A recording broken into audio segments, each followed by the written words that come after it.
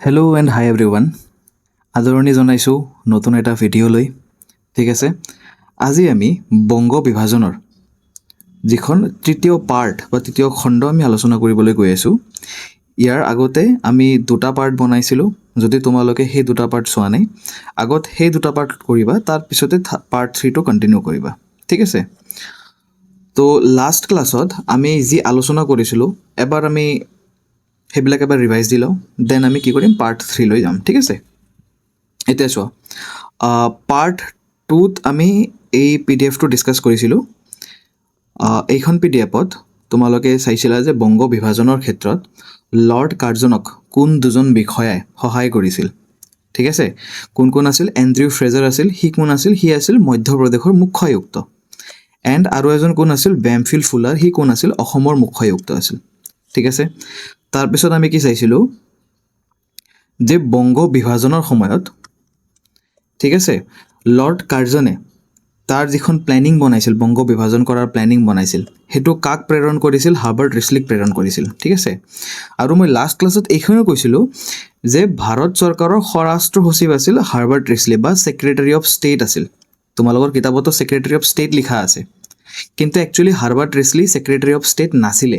এইটো ৰং লিখা আছে কিতাপত। ঠিক আছে, এইটো মই এতিয়া যেতিয়া এই পাৰ্টটো ডিছকাছ কৰিম, পাৰ্ট 3 ডিছকাছ কৰিম, তেতিয়া তোমালোকক ভালকৈ বুজাই ক'ম। ঠিক আছে, তাৰপিছত আমি দেখিছিলোঁ যে আঞ্চলিক পুনৰ্গঠন সংক্ৰান্ত টোকা কি আছিল আৰু ৰিছলি পেপাৰ কি আছিল। ঠিক আছে, তো ইয়াত ডেট কেইটা বহুত ইম্পৰ্টেণ্ট হয়, ডেট কেইটো আমি চাইছিলোঁ। ঠিক আছে, তো আজি আমি তাৰ পৰৱৰ্তী যিখন কাৰ্যসূচী হাতত লৈছিল লৰ্ড কাৰ্জনে, সেইখিনি আমি আলোচনা কৰিম। আৰু বংগ বিভাজন কিহৰ কাৰণে কৰিছিল সেইটো ভালকৈ আলোচনা কৰিম। কাৰণ আমি গম পাইছিলোঁ যে বংগ বিভাজনৰ ব্ৰিটিছে যি কাৰণ দিছিল, সি আছিল যে বংগ যিখন দেশ আছিল বহুত ডাঙৰ আছিল। আমি ইমান ডাঙৰ দেশ এজন বিষয়াৰ আণ্ডাৰত ৰাখিব নোৱাৰোঁ, সেইকাৰণে তাক বিভাজন কৰিম। ঠিক আছে, তো আজি আমি ডিছকাছ কৰিম মেইন কাৰণটো কি আছিল। ঠিক আছে, এতিয়া চোৱা, আজি শ্লাইডলৈ আহিলোঁ। এতিয়া চোৱা,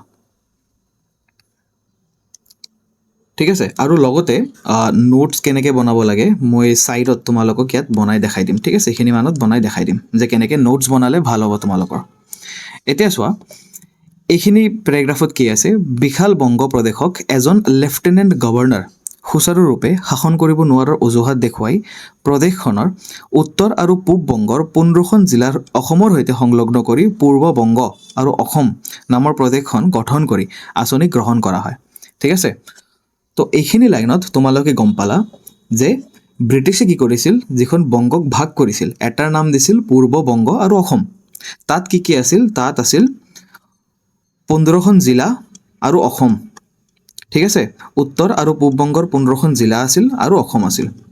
ঠিক আছে, আনহাতেদি বংগ প্ৰদেশৰ অৱশিষ্ট অংশ অৰ্থাৎ পশ্চিম খণ্ডৰ সৈতে বিহাৰ, উৰিষ্যা আৰু ছোটনাগপুৰক আগৰ দৰে সংযোগ ঘটাই আনখন বংগ প্ৰদেশ বৰ্তাই ৰখাৰ পৰিকল্পনা লোৱা হয়। ঠিক আছে, ইয়াৰ পৰা দুটা MCQ পইণ্ট তোমালোকৰ আহিব। এটা কি আছিল? এটা এনেকৈ আহিব পাৰে যে পূৰ্ব বংগ আৰু অসম, তাত কি কি ঠাই লৈ এইখন গঠন কৰা হৈছিল। ঠিক আছে, তো কি হ'ব? অসমৰ লগত পূব বংগৰ 15খন জিলা। ঠিক আছে, উত্তৰ আৰু পূব বংগৰ 15খন জিলা প্লাছ অসম, এই দুটা মিলি কি হৈছিল? পূৰ্ব বংগ আৰু অসম। তোমালোকে এনেকৈ ছাইডত লিখি ল'বা যে পূৰ্ব বংগ আৰু অসম, এটা কাৰ চিহ্ন দি এনেকৈ লিখি ল'বা যে অসম আৰু উত্তৰ আৰু পূব বংগৰ 15খন জিলা। তাৰপিছত ছেকেণ্ড পইণ্ট এনেকৈ লিখি ল'বা যে পশ্চিম বংগ যিখন আছিল, ঠিক আছে, দুটা ভাগত ভাগ কৰিছিল। ইপিনে আছিল পূব আৰু ইপিনে আছিল পশ্চিম। ঠিক আছে, তো এই পশ্চিম বংগত কি কি ঠাই আছিল? তো এই পশ্চিম বংগত আছিল বিহাৰ, উৰিষ্যা আৰু ছোটনাগপুৰ। ঠিক আছে, অলপ বংগপ্ৰদেশো আছিল। তো এনেকৈ তুমি নোটছ বনাই ল'বা দুটা। ঠিক আছে, তাৰপিছত চোৱা, ঢাকাক ৰাজধানী হিচাপে লৈ, ঠিক আছে, প্ৰস্তাৱিত পূৰ্ব বংগ আৰু অসম নামৰ প্ৰদেশখনৰ জনসংখ্যা আছিল 3,10,00,000। ঠিক আছে, আৰু এটা MCQ পইণ্ট কি আহিল? এনেকৈ লিখি ল'বা যে পূৰ্ব বংগ আৰু অসমৰ ৰাজধানী কি ৰাখিছিল ব্ৰিটিছে? ৰাজধানী ৰাখিছিল ঢাকা। ঠিক আছে, অলপমান জুম কৰি দিওঁ নহ'লে লিখিব নোৱাৰোঁ। ঠিক আছে, ইয়াত চোৱা, এনেকৈ লিখিবা পূৰ্ব বংগ আৰু অসম। ঠিক আছে, তাৰ ৰাজধানী কি আছিল ঢাকা এনেকৈ নোটছ বনাই ল'বা ঠিক আছে তাৰপিছত চোৱা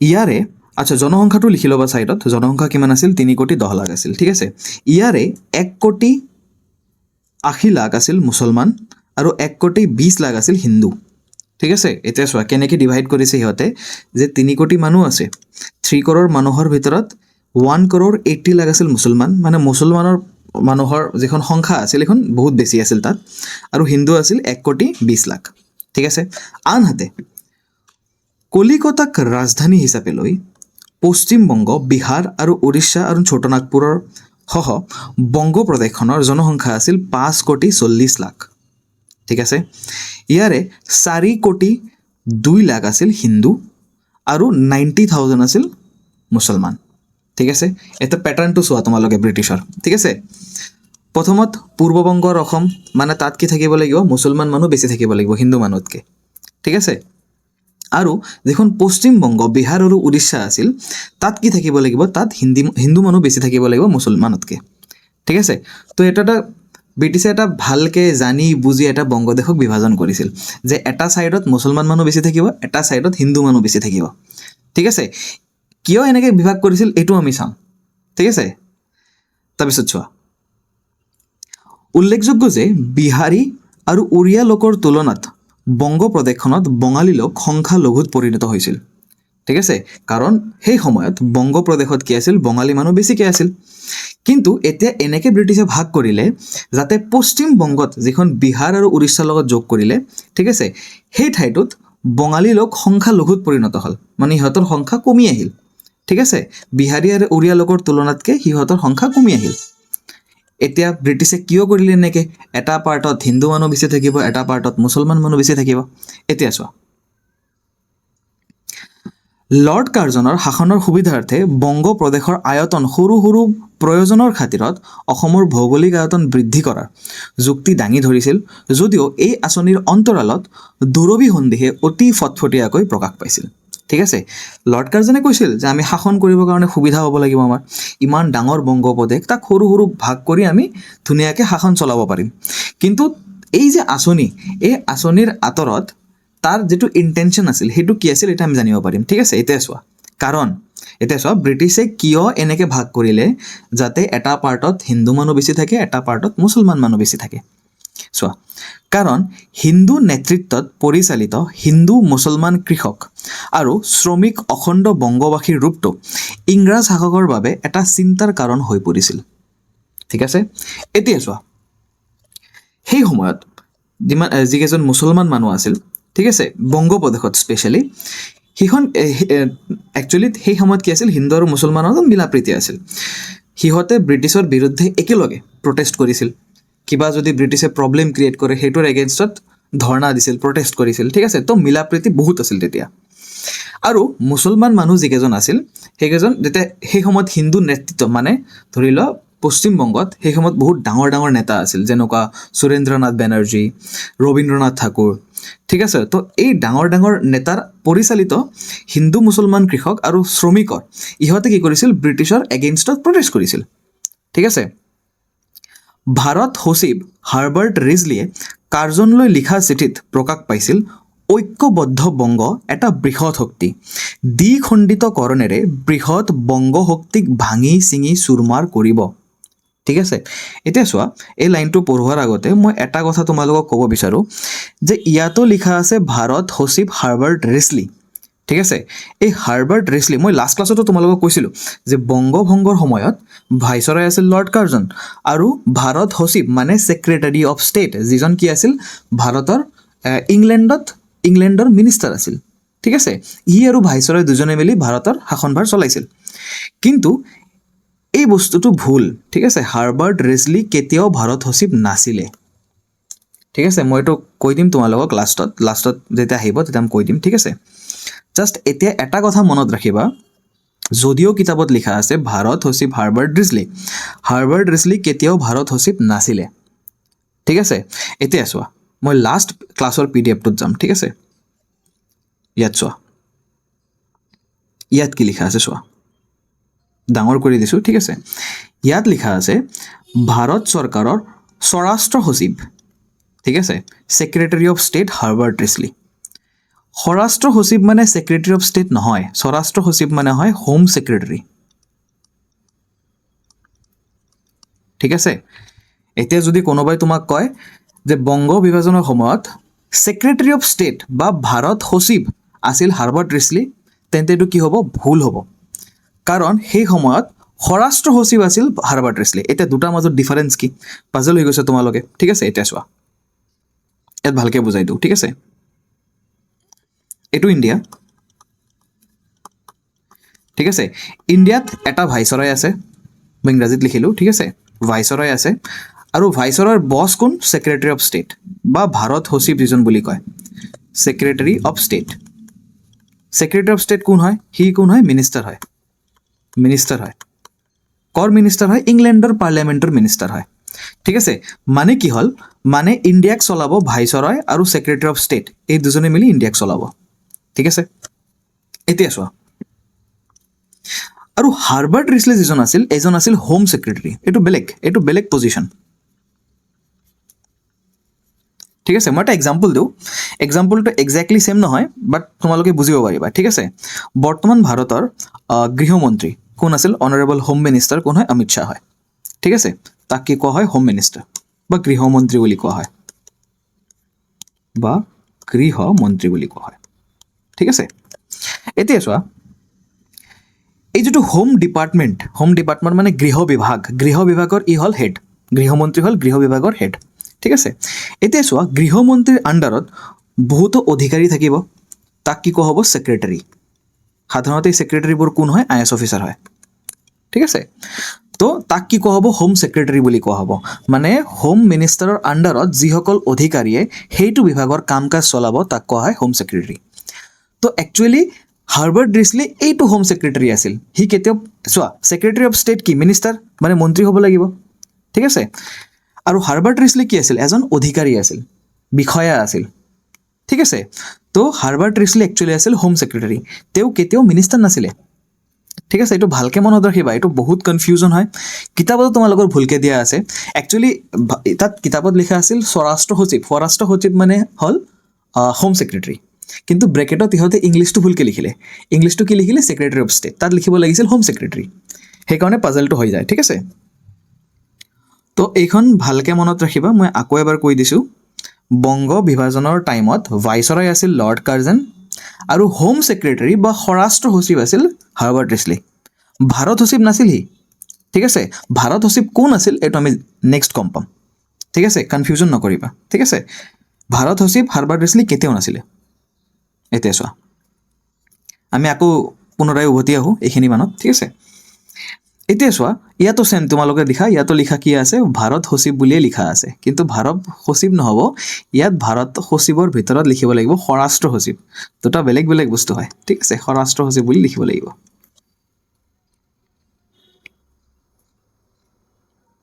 ঠিক আছে। অলপ ৰ'বা, ঠিক আছে। তো ভাৰত সচিব বেলেগ, ভাৰতৰ স্বৰাষ্ট্ৰ সচিব বেলেগ, ঠিক আছে। দুটা কনফিউজ নকৰিবা। এতিয়া চোৱা, হাৰ্বাৰ্ট ৰিছলিয়ে কি কৈছিল? কাৰ্জনলৈ এখন চিঠি লিখিছিল তেতিয়া। কাৰ্জন কোন আছিল? ভাইচৰয় আছিল। কি লিখিছিল? যে ঐক্যবদ্ধ বংগ মানে কি বুজাইছে ইয়াত? মুছলমান আৰু হিন্দু মানুহৰ মাজত বহুত একতা আছিল, এটা বৃহৎ শক্তি। তো এইটোক বৃহৎ শক্তি বুলি কৈছে। দ্বিখণ্ডিতকৰণেৰে, মানে যেতিয়া আমি দুভাগ কৰিম বংগক, তেতিয়া এই যিটো বৃহৎ বংগ শক্তি আছে তাক ভাঙি চিঙি চুৰমাৰ কৰিম। মানে এটা ফালে কি হ'ব? মুছলমান মানুহ বেছি থাকিব, আৰু আনটো ফালে কি হ'ব? হিন্দু মানুহ বেছি থাকিব, যাতে আমি দুটাক ডিভাইড কৰিব পাৰোঁ, ভাগ কৰিব পাৰোঁ।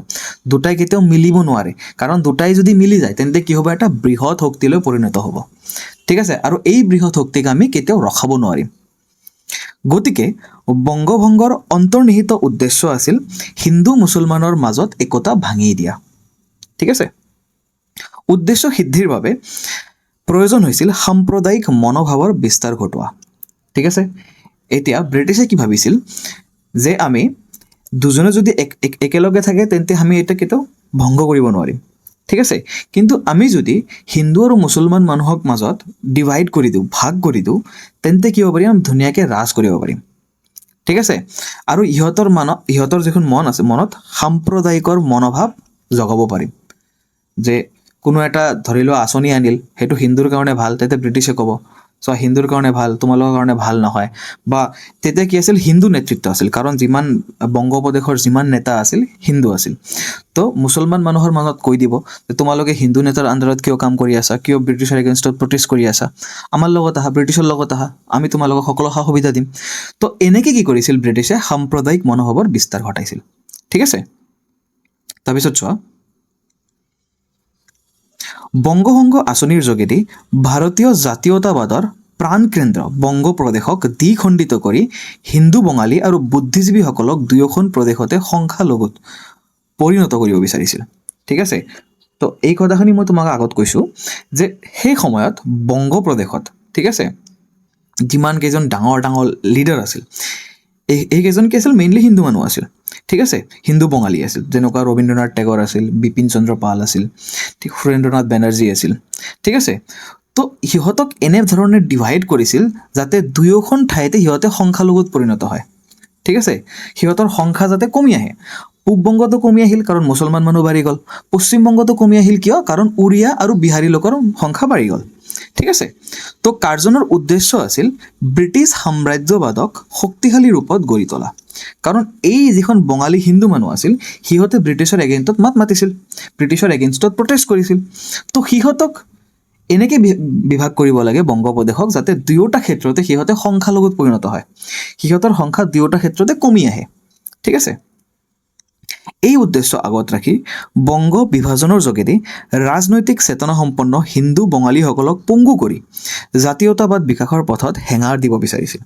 ঠিক আছে। তো ব্ৰিটিছৰ মেইন উদ্দেশ্য আছিল যে যদি বংগ একেলগে থাকে তেন্তে এই হিন্দু বঙালী যিখন বুদ্ধিজীৱী লোক আছে সিহঁতে আমাক থাকিব নিদিব। ঠিক আছে। আৰু সিহঁতে মানে দিনকে দিনে সিহঁতে প্ৰটেষ্ট চলাব, কিবা কিবি কৰিব। সেইকাৰণে এনেকৈ বিভাগ কৰিম যাতে দুয়োটা ক্ষেত্ৰতে সিহঁতে সংখ্যালঘুত পৰিণত হয়। ঠিক আছে। এই আঁচনিৰ যোগেদি তেওঁ ৰাজনৈতিক দিশত অনগ্ৰসৰ মুছলমানসকলক ইংৰাজ শাসনৰ প্ৰতি অনুগত কৰিব বিচাৰিছিল আৰু আনহাতেদি ভাৰতীয় সমাজত সাম্প্ৰদায়িকতাৰ গুটি সিঁচি দিয়াৰ পৰিকল্পনা হাতত লৈছিল। কাৰণ সেই সময়ত বেংগলৰ যিখন মুছলমান মানুহ আছিল বা বংগপ্ৰদেশৰ মুছলমান মানুহ আছিল, সিহঁতে অনগ্ৰসৰ আছিল। অনগ্ৰসৰ মানে সিমান শিক্ষা বিভাগত সিমান সিহঁতে কি কৰিছিল, এক্সপাৰ্ট নাছিল, বহুতে ইলিটাৰেট আছিল, মানে পঢ়া শুনা নাজানিছিল। ঠিক আছে। তো ইমান অগ্ৰসৰ নাছিল সিহঁতে। আৰু সিহঁতে স্পেচিয়েলি কি কৰিছিল, যিখন হিন্দু বঙালী নেতৃত্ব আছে সিহঁতৰ আণ্ডাৰত থাকি প্ৰটেষ্ট কৰিছিল, কিবা কিবি কৰিছিল।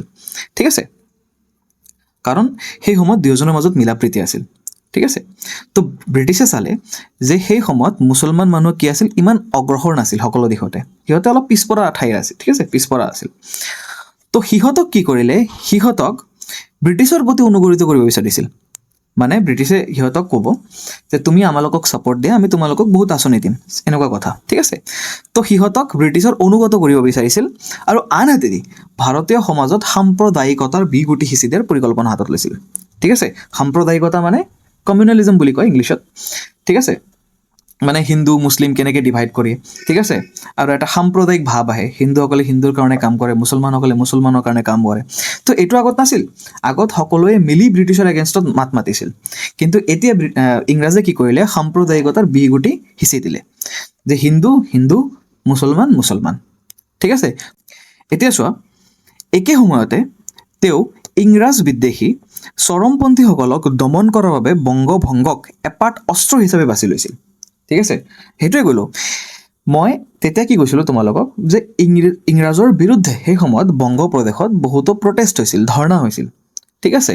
তো এইবিলাক দমন কৰিবৰ বাবে ইংৰাজে কি কৰিছিল, অস্ত্ৰ হিচাপে বাছি লৈছিল কাক, বংগ প্ৰদেশক বিভাজিত কৰা।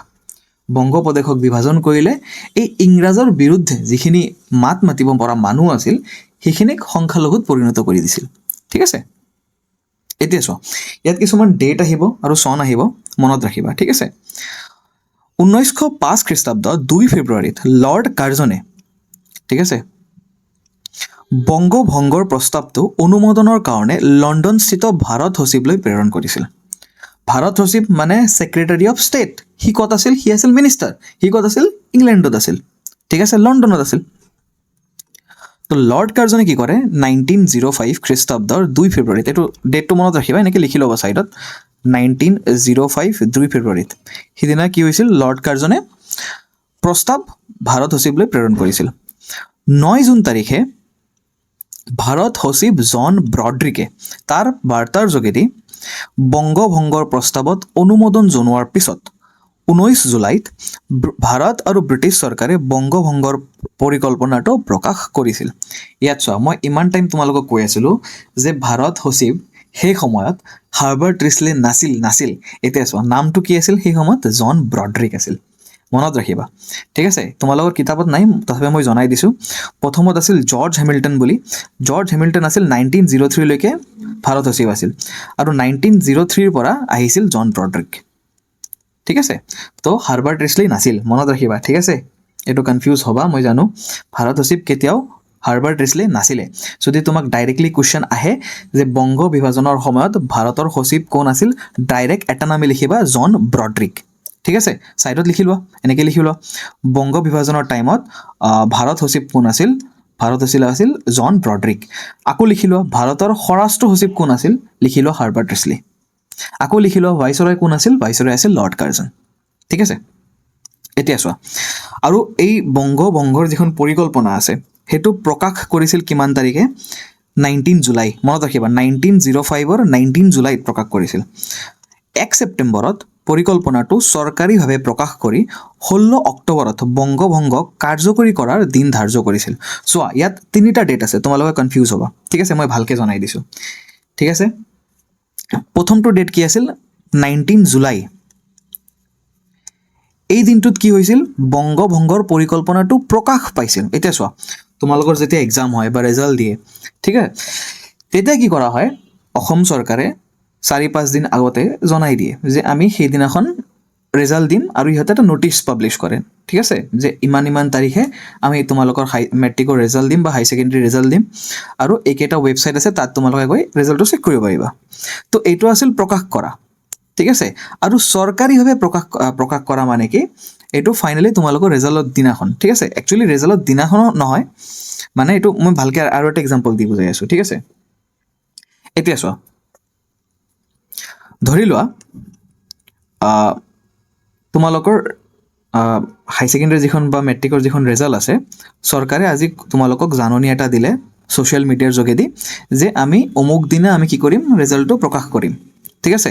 তো এইটো হ'ব 19 জুলাই, মানে 19 জুলাইত পৰিকল্পনাটো প্ৰকাশ কৰিছিল ছ'চিয়েল মিডিয়া বা নিউজ পেপাৰত, ঠিক আছে।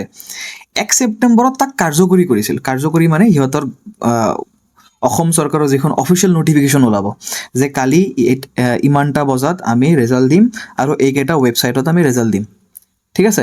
তো এইটো চৰকাৰীভাৱে প্ৰকাশ কৰা হয়, ঠিক আছে। আৰু আগত যিটো ছ'চিয়েল মিডিয়াত কৈছিল বা নিউজ পেপাৰত কৈছিল সেইটো বেলেগ, এইটো জাষ্ট এনেকৈ এনাউন্স কৰি দিলে, ঠিক আছে। তো এইটো আছিল 19 জুলাইত অসম চৰকাৰে ধৰি লোৱা এনে ৰিজাল্ট এনাউন্স কৰিব বুলি কৈ দিলে যে আমি অমুক তাৰিখে তোমালোকৰ ৰিজাল্টটো দিম। 1 ছেপ্টেম্বৰত তোমালোকৰ নটিচ আহি গ'ল যে কালি ৰিজাল্ট দিব, ইমান টাইমত দিব, ইমান ৱেবছাইটত দিব, ঠিক আছে। এইটো হ'ল চৰকাৰীভাৱে প্ৰকাশ কৰা। আগতটোত এনে কৈছিল, এইটো চৰকাৰীভাৱে প্ৰকাশ কৰিলে। আৰু 16 অক্টোবৰত বংগভংগ কাৰ্যকৰী কৰিলে, তাৰ মানে সিদিনা ৰিজাল্ট দি দিলে, ঠিক আছে। এতিয়া বুজিলা ভালকৈ।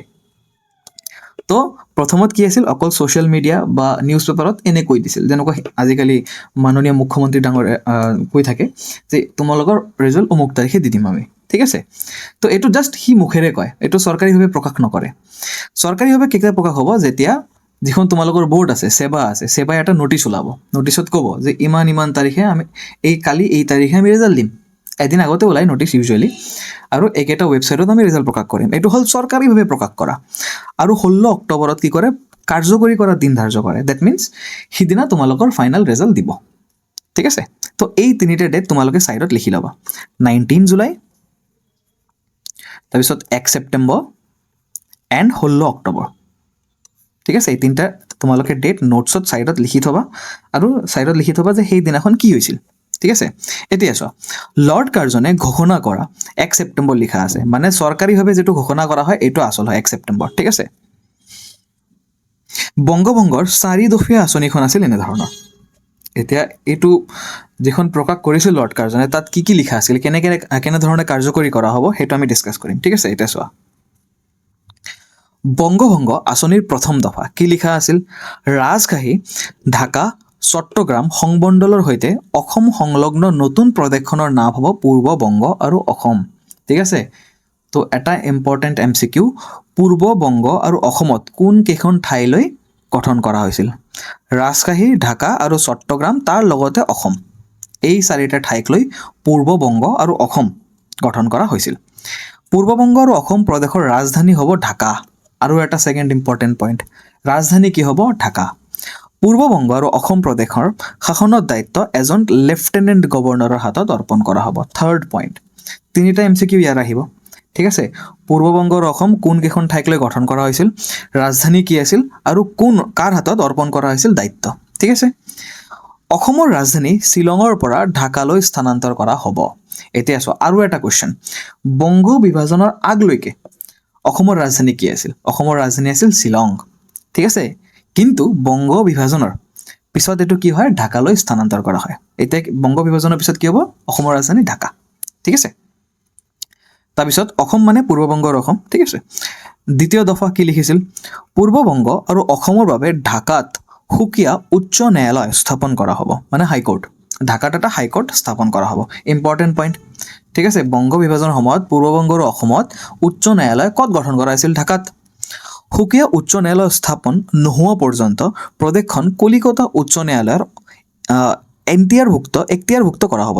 ঠিক আছে, তাৰমানে কি, যেতিয়ালৈকে এই ঢাকাত হাইকোৰ্টখন গঠন কৰা নহয় তেতিয়ালৈকে কলিকতাৰ যিখন হাইকোৰ্ট আছে তাৰ আণ্ডাৰত পুৰা অসমৰ যিমানখিনি কেছ আছে তাত আহিব। ঠিক আছে, তৃতীয় দফা, পশ্চিমবংগ, বিহাৰ, উৰিষ্যা আৰু ছোটা নাগপুৰ সহ বংগ প্ৰদেশৰ ৰাজধানী হ'ব কলিকতা।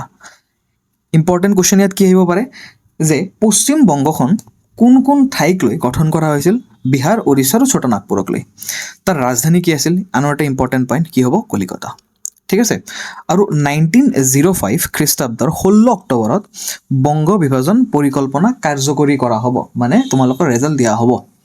ঠিক আছে, মানে সেইদিনা ৰেজাল্ট দিব আৰু। তো এইখিনি আছিল তোমালোকৰ ইম্পৰ্টেণ্ট আজিৰ বাবে।